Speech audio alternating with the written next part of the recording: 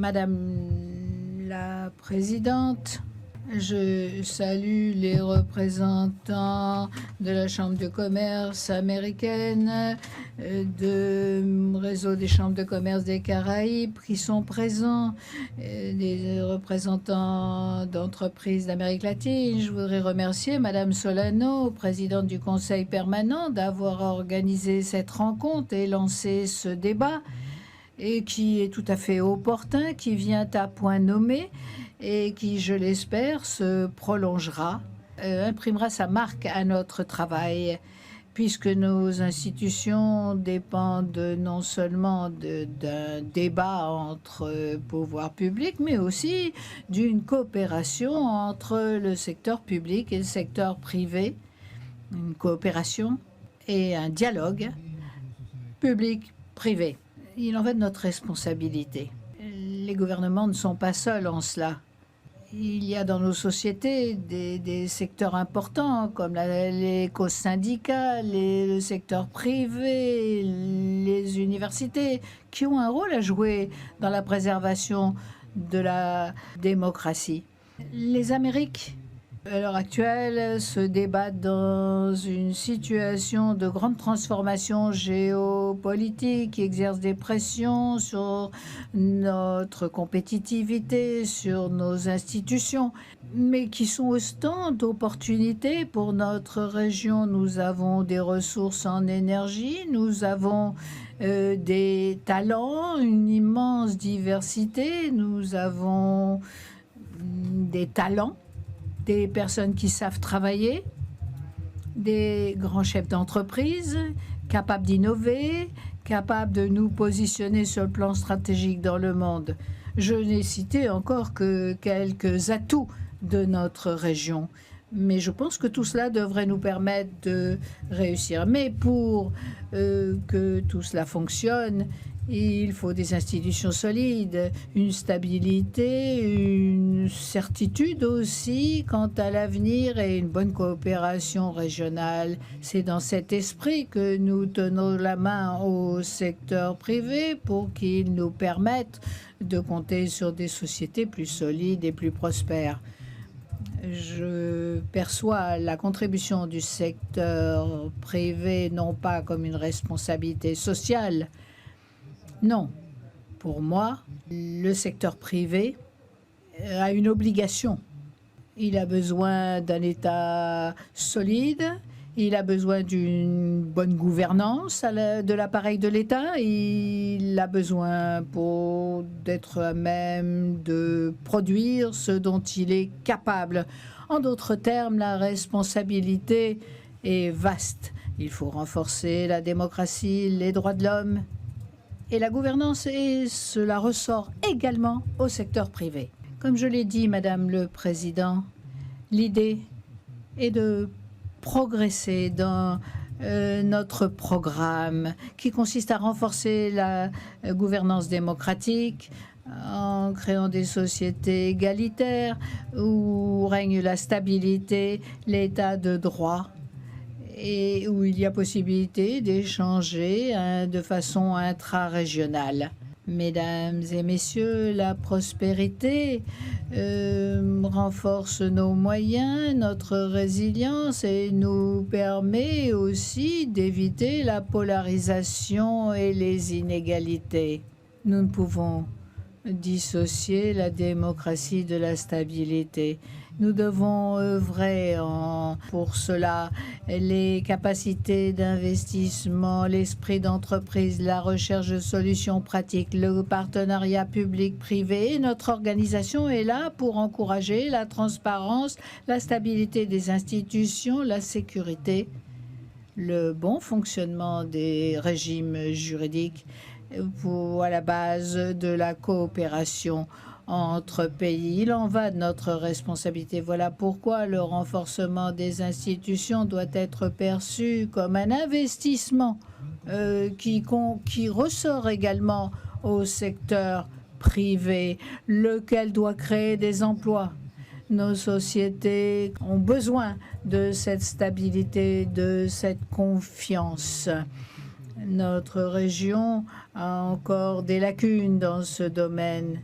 Et les PIB sont faibles. Dans certains pays, les capacités d'investissement continuent de s'exercer à l'extérieur de notre région au lieu d'avoir lieu dans notre région. Et nous ne pouvons pas rester à la traîne du progrès technologique. Il faut donc des investissements dans les infrastructures, mais aussi dans nos populations, dans leur éducation, dans les institutions modernes.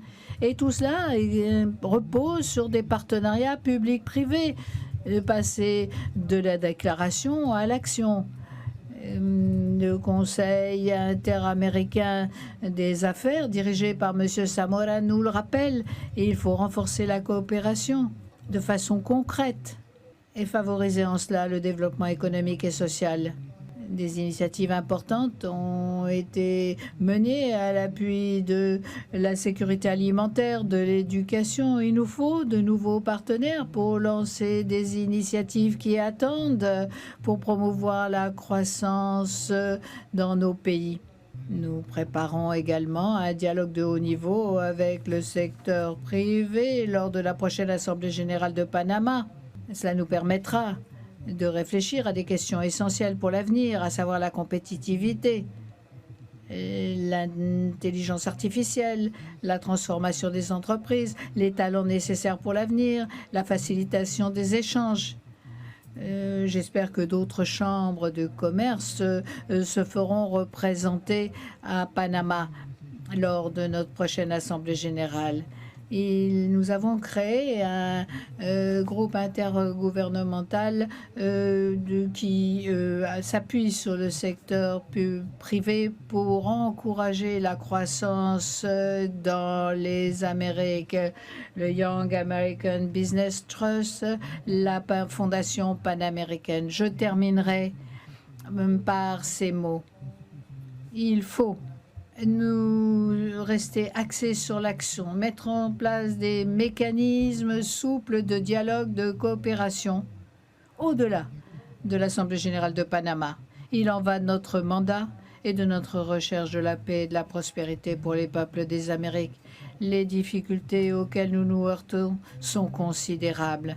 Mais je reste optimiste quant à ce que peut faire ce continent lorsque les gouvernements, les institutions régionales, internationales et le secteur privé œuvrent ensemble et assument leurs responsabilités pour la paix et la prospérité. Madame la Présidente, Monsieur le Secrétaire général, mes chers collègues, Madame la Secrétaire générale adjointe, je voudrais commencer par remercier la Présidente d'avoir mis ce sujet à l'ordre du jour de notre séance d'aujourd'hui. C'est un sujet d'une importance capitale, car le secteur privé joue un rôle moteur dans la croissance. Nous croyons que la coopération internationale, en favorisant l'investissement, la croissance économique, a fait assez ses preuves dans l'histoire de la modernisation des économies. Et nous saluons également les initiatives de l'OEA pour promouvoir le dialogue autour du secteur privé et nous nous reconnaissons également dans les propos du président du CEAL, Latin American Business Council, et dans ses propos, il a encouragé à ce que la région accorde une attention spéciale à la situation en Haïti du point de vue des investissements. Je pense que c'est une bonne approche. À notre tour, nous encourageons des approches de ce genre de la question haïtienne. Haïti, malgré ses difficultés économiques, a fait beaucoup d'efforts, notamment sur le plan interne pour protéger les travailleurs. Récemment, Madame la Présidente, Haïti a augmenté son salaire minimum de plus de 200% pour les travailleurs haïtiens. Donc, je remercie tout le monde. Je remercie encore une fois les intervenants et pour leur intervention. Et je souhaite dire que l'OEA dans sa façon de réunir les États membres autour de cette initiative, autour de l'idée des investissements dans les Amériques, est en train de faire un très bon travail. Et je salue ce travail et j'espère que ce travail va continuer et qu'une attention spéciale sera portée également aux pays qui ont besoin de cette attention spéciale pour transformer leur économie.